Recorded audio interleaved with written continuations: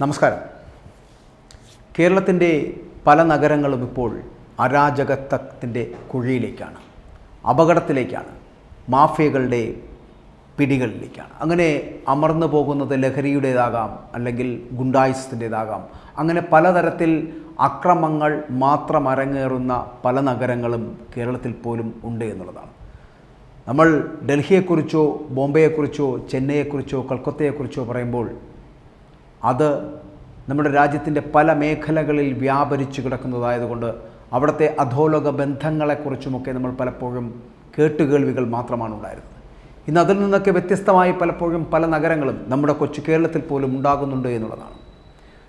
ഈ മെട്രോ സിറ്റികളായിരുന്നു, അല്ലെങ്കിൽ മെട്രോ നഗരങ്ങളായിരുന്ന ബോംബെയും ചെന്നൈയും കൊൽക്കത്തയും ഡൽഹിയുമൊക്കെ പലപ്പോഴും അധോലോക സംവിധാനങ്ങളുടെ കീഴിലായിരുന്നു എന്ന് നമ്മൾ കേട്ടുകേൾവിയുണ്ട്. ഇന്നത് മാറി രാജ്യത്തിൻ്റെ പല മേഖലകളിലും പല സംസ്ഥാനങ്ങളും അങ്ങനെ അരാജകത്വത്തിലേക്ക് വീഴാനുള്ള കാരണം എന്താണ്? ഇവിടെ കൊച്ചു കേരളത്തിൽ കൊച്ചി നഗരം അരാജകത്വത്തിലേക്ക് വീഴുവാനുള്ള പ്രധാന കാരണങ്ങൾ ഞെട്ടിക്കുന്നതാണ്. രക്ഷപ്പെടണമെങ്കിൽ 300 പേരെങ്കിലും ഒതുക്കേണ്ടതുണ്ട്. ഭാഗം വെച്ച തറവാട് പോലെയാണ് കൊച്ചി സിറ്റി പോലീസ് എന്ന് പറയേണ്ടി വരുന്നത്. അംഗബലത്തിൽ എപ്പോഴും 1982 അവസ്ഥ ആകെ 3100 പോലീസുകാർ. 20 പോലീസ് സ്റ്റേഷനുകൾ ഉണ്ടായിരുന്നിടത്ത് നിന്ന് പുതുതായി രൂപീകരിച്ചത് 4 സ്റ്റേഷനുകൾ മാത്രം. കടവന്ത്രയും മരടും ഇളമക്കരയും കുമ്പളങ്ങിയും ഇവിടെ സേവനമനുഷ്ഠിക്കുന്നത് സിറ്റിയിലെ വിവിധ സ്റ്റേഷനിൽ ഉണ്ടായിരുന്നവർ തന്നെ എന്നും പറയേണ്ടി വരുന്നു. പുതിയ തസ്തിക സൃഷ്ടിക്കാതെയുള്ള പരിഷ്കാരം സിറ്റി പോലീസിൽ വലിയ പ്രതിസന്ധിയാണ് ഇപ്പോഴും ഉണ്ടാക്കിക്കൊണ്ടിരുന്നത്. അംഗബലം കൂട്ടണമെന്ന ആവശ്യത്തിന് വർഷങ്ങളുടെ പഴക്കമുണ്ട്. ഇപ്പോൾ മാറി മാറി വന്ന സർക്കാരുകൾ ആവശ്യം പരിഗണിച്ചതേയില്ല എന്നുള്ളതാണ് പ്രത്യേകത. ഇവിടുത്തെ പ്രശ്നം എന്താണ്? നിലവിൽ കൊച്ചി സിറ്റിയിലെ 24 സ്റ്റേഷനുകളിലും വേണ്ടത്ര പോലീസുകാരുണ്ടോ? ഇല്ല എന്നുള്ളതാണ്. പട്രോളിങ്ങിനും നൈറ്റ് ഡ്യൂട്ടിക്കും വരെ ആളില്ല. ഉള്ളവരെ കൊണ്ട് ചുമടെടുപ്പിക്കുന്നതാണ് ഇപ്പോഴത്തെ സ്ഥിതിവിശേഷം. പോലീസിൻ്റെതല്ലാത്ത പദ്ധതിയും പണിയും വേറെയുണ്ട്. കോവിഡിന് ശേഷമാണ് ഇത് കൂടിയത്. ആരോഗ്യം, വിദ്യാഭ്യാസം, റവന്യൂ വകുപ്പുകൾ കാര്യങ്ങൾ വേഗത്തിൽ ലഭ്യമാകാൻ പോലീസിനെ ആശ്രയിച്ചു കൊണ്ടേയിരിക്കുകയാണ്. ഫലമോ? ഇവിടുത്തെ പരാതികൾ ഇങ്ങനെ കൂമ്പാരമായി കുന്നുകൂടുന്നു. എറണാകുളം സെൻട്രൽ സ്റ്റേഷനിൽ പ്രതിദിനം 20-ലധികം FIR രജിസ്റ്റർ ചെയ്യപ്പെടുന്നു. FIR ഇട്ടാൽ ഉടൻ അന്വേഷണം തുടങ്ങും. മറ്റു ജോലികൾ കൂടി ഇതിനിടയിൽ വരുന്നതിനാൽ തന്നെ പരാതികൾ തീർപ്പാക്കുക വലിയ വെല്ലുവിളിയായി മാറുന്നു. ഒന്നിടവിട്ട ദിവസങ്ങളിൽ നൈറ്റ് ഡ്യൂട്ടി എടുക്കണം. അവധി പോലും കിട്ടാത്ത സ്ഥിതി. പട്രോളിങ്ങിന് ഡ്രൈവറും SIയും മാത്രമുള്ള അവസ്ഥയും പലപ്പോഴും ഇവിടെ ഉണ്ടാകാറുണ്ട് എന്നുള്ളതാണ് ഏറ്റവും വലിയ പ്രത്യേകത. കുറച്ചു കാലം മുമ്പ് വരെ എയർ ക്യാമ്പിൽ നിന്ന് ഓരോ സ്റ്റേഷനിലേക്കും പോലീസുകാരെ അറ്റാച്ച് ചെയ്ത് രാത്രികാല പട്രോളിങ്ങിന് ഉപയോഗിക്കുന്ന രീതി ഉണ്ടായിരുന്നു. പ്രത്യേകിച്ച് കാരണങ്ങളൊന്നുമില്ലാതെ അത് നിർത്തലാക്കുകയും ചെയ്തു.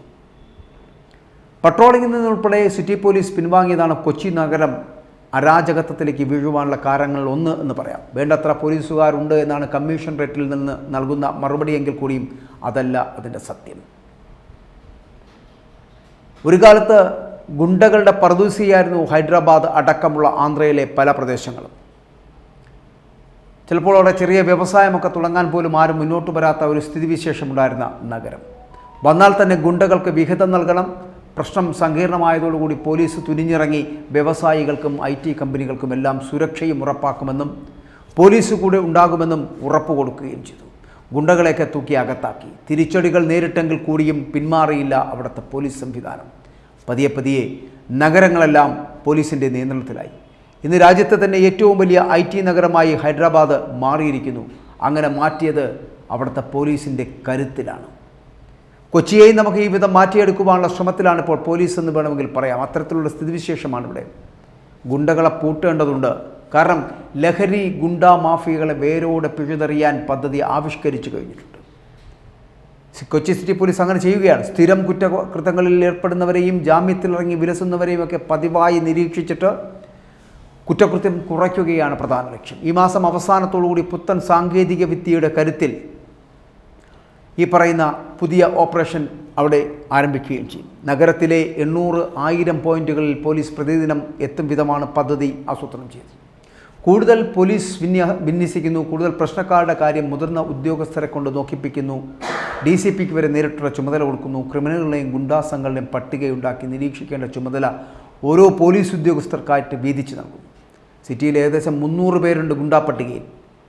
ഞാനതാണ് ആദ്യം പറഞ്ഞത്, അവരെ ഒതുക്കണം. സംസ്ഥാനത്ത് ആദ്യമായാണ് ഇത്തരം ഒരു പോലീസ് സംവിധാനം ജാമ്യത്തിലിറങ്ങിയ ശേഷമുള്ള പ്രവൃത്തികൾ, മേൽവിലാസം, വ്യക്തിവിവരങ്ങൾ, പാസ്പോർട്ട്, ആസ്തി, സാമ്പത്തിക വിവരങ്ങൾ, ബാങ്ക് അക്കൗണ്ട്, സാമൂഹിക മാധ്യമ അക്കൗണ്ടുകൾ തുടങ്ങിയവ നിരന്തരം പരിശോധിച്ചുകൊണ്ടേയിരിക്കും.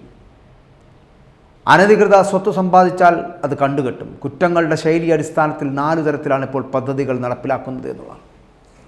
ഇവിടെ വേണ്ടത് മറ്റൊന്നുമല്ല, കൂട്ടായിട്ടുള്ള ഉത്തരവാദിത്തമാണ്. നഗരത്തിൻ്റെ സുരക്ഷയും കുറ്റകൃത്യം തടയലും പോലീസിൻ്റെ മാത്രം ഉത്തരവാദിത്തമല്ല എന്ന് കൂടി പറഞ്ഞുകൊള്ളട്ടെ. എക്സൈസിനും കൊച്ചിയിലെ കേന്ദ്ര ഏജൻസികൾക്കും വലിയ പങ്കുണ്ട്.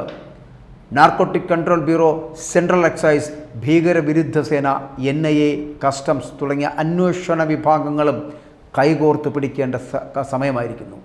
കഴിഞ്ഞ ദിവസം ഗുണ്ടാസംഘങ്ങളുടെ വീടുകളിൽ നിന്ന് ആയുധം പിടികൂടിയതും പോലീസ്, ഭീകരവിരുദ്ധ സേനയും ചേർന്ന കൃത്യമായിട്ടുള്ള ഓപ്പറേഷനിലൂടെയാണ്. ലക്ഷദ്വീപ് തീരത്ത് നിന്ന് ബോട്ടിൽ കടത്താൻ ശ്രമിച്ച ശതകോടികളുടെ ലഹരി മരുന്നുകൾ പിടികൂടിയത് കസ്റ്റംസും നാർക്കോട്ടിക് കൺട്രോൾ ബ്യൂറോയും കൈകോർത്തുകൊണ്ടാണ്.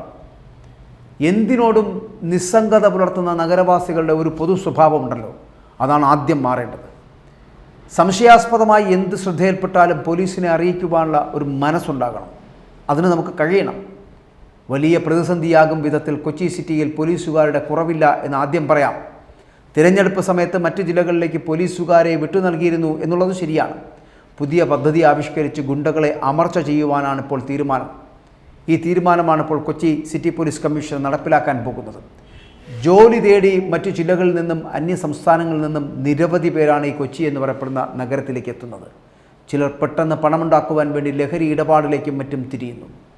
നഗരസഭ ഇക്കാര്യം ഗൗരവത്തോടെയാണ് കാണുന്നത് എങ്കിൽ കൂടിയും പോലീസിൻ്റെ എല്ലാ പദ്ധതികൾക്കും ഒപ്പം നിൽക്കുന്ന advocate M. Anilkumar, Kochi mayor, അദ്ദേഹം അതിനോടൊപ്പം ചേർന്ന് സഞ്ചരിക്കുന്നുമുണ്ട്. പക്ഷേ പലപ്പോഴും മുമ്പ് റെസിഡൻസ് അസോസിയേഷൻ പ്രതിനിധികളുമായിട്ട് ബന്ധപ്പെട്ടിട്ട് സിറ്റി പോലീസ് മേധാവിയും മറ്റു ഉന്നത ഉദ്യോഗസ്ഥരുമൊക്കെ വിവരങ്ങൾ ശേഖരിക്കുകയും മറ്റും ചെയ്യുന്ന ഒരു സ്ഥിതിവിശേഷമില്ല. വലിയ തോതിൽ കുറ്റകൃത്യം കുറയ്ക്കാൻ ഇതിലൂടെയൊക്കെ സാധിക്കുകയും ചെയ്തു. ഈ സമ്പ്രദായം അടക്കം പുനഃസ്ഥാപിക്കേണ്ടതുണ്ട്. പക്ഷേ കൊച്ചി നഗരത്തിൻ്റെ മുഖം തന്നെ വികൃതമായിരിക്കുകയാണ്. ലഹരി കൊണ്ട് നിറയുന്ന നഗരമായി മാറുന്നു. ഗുണ്ടകളുടെ ഇടത്താവളങ്ങളായിത്തീരുന്നു. അങ്ങനെ ലഹരിയെ അമർച്ച ചെയ്യേണ്ടതുണ്ട് ഒരു ഭാഗത്ത്, മറ്റൊരു ഭാഗത്ത് വളർന്നു വരുന്ന വല്ലാത്ത ഗുണ്ടാ വിളയാട്ടങ്ങൾ അമർച്ച ചെയ്യേണ്ടതുണ്ട്. ഇങ്ങനെ ഒരു നഗരത്തെ പിടിച്ചുലയ്ക്കുന്ന തരത്തിലേക്ക് ലഹരിയും ഗുണ്ടകളും അഴിഞ്ഞാട്ടം തുടങ്ങുകയാണെങ്കിൽ ഇത് കേരളത്തിലേക്ക്, ഈ ഒരു നഗരത്തിൽ മാത്രമല്ല കേരളത്തിൻ്റെ മറ്റു നഗരങ്ങളിലേക്ക് കൂടി വ്യാപിച്ചേക്കും. അങ്ങനെ ഉണ്ടാകാതിരിക്കണമെങ്കിൽ ഉണർന്ന് പ്രവർത്തിക്കേണ്ടത് ഇവിടുത്തെ പോലീസ് സംവിധാനം മാത്രമല്ല, എല്ലാവരും കൂടിയിരുന്നില്ല ഒത്തൊരുമയോടുകൂടിയുള്ള ഒരു പ്രവർത്തനമാണ്. ആ പ്രവർത്തനങ്ങൾ നടത്തിയെങ്കിൽ മാത്രമേ കൊച്ചി നഗരത്തിൽ ഇന്നുണ്ടായിക്കൊണ്ടിരിക്കുന്ന ഈ അരാജകത്വത്തിൽ നിന്ന് ഒരു മോചനമുണ്ടാകൂ. അതിനുവേണ്ടി ആദ്യം ശ്രമിക്കേണ്ട നഗരവാസികളുടെ ആറ്റിറ്റ്യൂഡടക്കം, മനോഭാവമടക്കം മാറ്റേണ്ടതുണ്ട്. പോലീസിനോട് സഹകരിക്കേണ്ടതുണ്ട്. പോലീസ് സംവിധാനങ്ങൾ ശക്തമാക്കേണ്ടതുണ്ട്. റെസിഡൻസ് അസോസിയേഷനുകളുടെ ഇടപെടലുകൾ കൃത്യമായി നടത്തേണ്ടതുണ്ട്. എങ്ങനെ എല്ലാവരും കൂടി ചേർന്നുകൊണ്ടുള്ള ഒരു കൂട്ടായ പരിശ്രമമുണ്ടെങ്കിൽ മാത്രമേ കൊച്ചി നഗരം മാത്രമല്ല കേരളം മുഴുവൻ അരങ്ങേറിക്കൊണ്ടിരിക്കുന്ന ലഹരി, മദ്യമാഫിയ, ഗുണ്ടാവിളയാട്ടങ്ങളെ അമർച്ച ചെയ്യാൻ കഴിയും.